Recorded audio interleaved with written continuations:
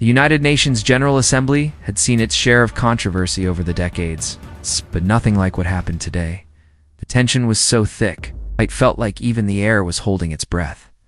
Benjamin Netanyahu sat hunched over his notes, flanked by aides who looked like they'd aged 5 years in 5 hours. Cameras were already trained on him. Whispers in multiple languages filled the massive chamber. Everyone knew why they were there. President Ibrahim Traoré of Burkina Faso had issued an ultimatum heard around the world: 72 hours, or Africa will begin severing diplomatic ties with Israel. It was bold, unfiltered, and unapologetically African now. The deadline had expired, and all eyes turned toward Netanyahu. As he rose to approach the podium, the room quieted not. Out of respect, but anticipation. The Israeli Prime Minister adjusted his tie. The weight of the last 3 days showed in his posture. He wasn't the defiant, dismissive figure from weeks earlier. He looked like a man who had been cornered. He began to President Traoré and to the great people of Burkina Faso. If there was any misunderstanding, any perception of insult, it was never my intention. Right there you could feel it. He wasn't taking responsibility. He was minimizing. Dodging, he went on for nearly 4 minutes, repeating vague platitudes about shared values and regional cooperation, but still no apology, no acknowledgement of the insult.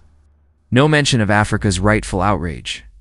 And then, in what felt like a desperate PR move, Netanyahu extended his hand toward Traoré's section of the chamber.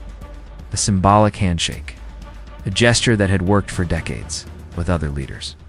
But this time, it did. President Traoré stood up.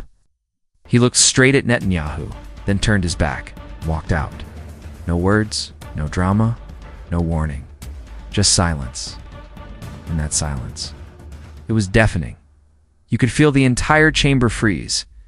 Netanyahu stood alone, hands suspended in the air, the most humbling image of his political life. Cameras snapped, delegates stared. Some whispered, some gasped. But Traoré didn't flinch. He walked out slowly, flanked by his security team, his head high, his eyes focused.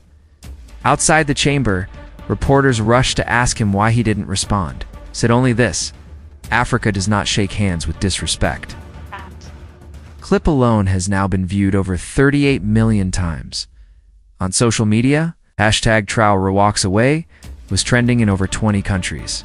Commentators from the US to South Africa called it the boldest act of modern diplomacy. In Kenya, university students took to the streets chanting, "Respect is earned, not begged."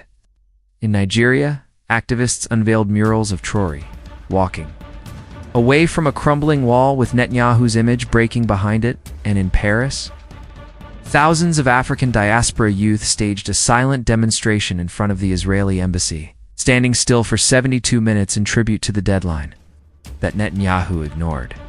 This wasn't just political. This was personal. For too long, the voices of African leaders had been patronized, misquoted, softened, or erased. But Traoré? He made his message loud without saying a word, and that terrified the establishment. Western media tried to spin it. Some headlines read, "Diplomatic misunderstanding at UN." Others called it a missed opportunity for dialogue. But the people weren't fooled, because what the world witnessed wasn't a misunderstanding. It was a moment of clarity.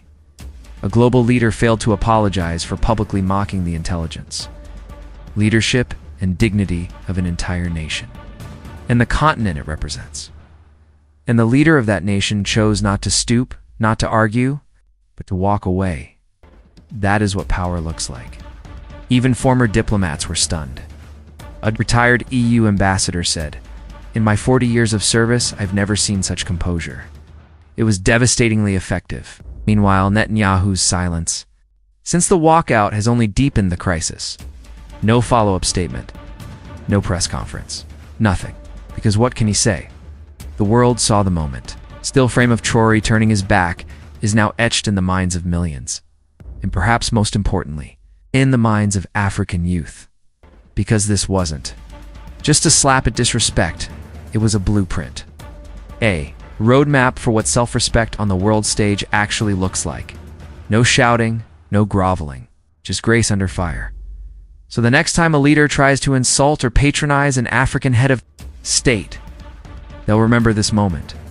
They'll remember Traoré walking away, and Netanyahu left alone, reaching for a handshake that never came. Where are you watching from?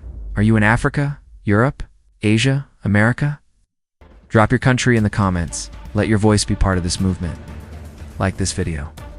If you believe in dignity before diplomacy, subscribe to Traoré Uprising for more truth the mainstream won't touch. Africa is speaking. And this time, no one is walking over us.